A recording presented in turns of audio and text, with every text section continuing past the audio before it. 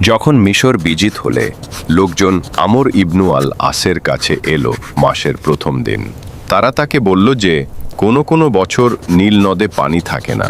তখন তারা কোনো সুন্দরী মেয়েকে সাজিয়ে নদীর গর্ভে নিক্ষেপ করে মাসের একটি বিশেষ দিনে তখন নীল নদে পানি প্রবাহিত হয়।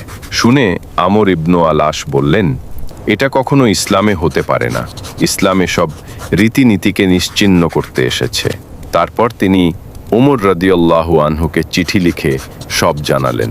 উমর রাদিয়াল্লাহু আনহু তাকে একটি চিঠি দিলেন আর নির্দেশ দিলেন চিঠিটি যেন আমর নীল নদে ফেলেন।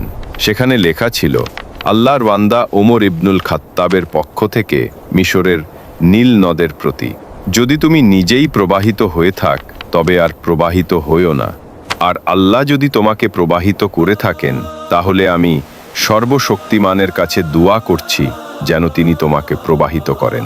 বিশেষ সেই দিনটির পূর্বেই চিঠিটি নীল নদে ফেলা হলো।